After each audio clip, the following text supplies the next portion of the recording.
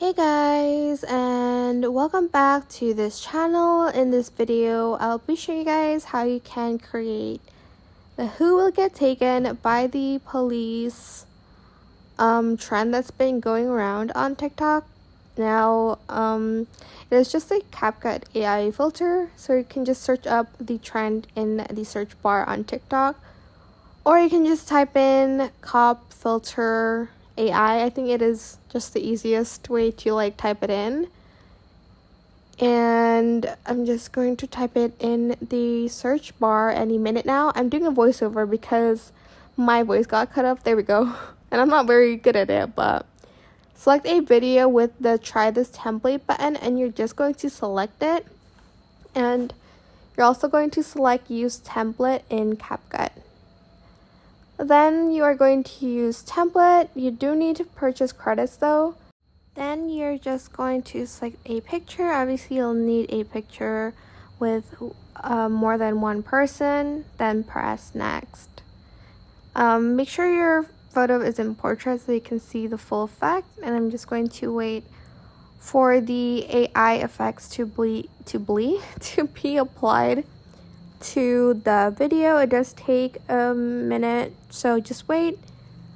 It does take longer for CapCut to apply AI effects, especially to a video. It's obviously going to take longer, so just keep that in mind. Making a picture to a video does take long. And here is the final result of the AI effect. As you can see, she's been taken away by the cop. It's just a filter, but I guess that's pretty much it. I tried cropping it so you guys can see it better, but I did have to apply the AI filter again, and I don't want to waste my credits on this, especially because that's not even me in the photo. So yeah, just make sure there's more than one person. And then you can also export it. There's going to be an export button here. I talk about it in a minute. If I can just select the export, okay, there we go.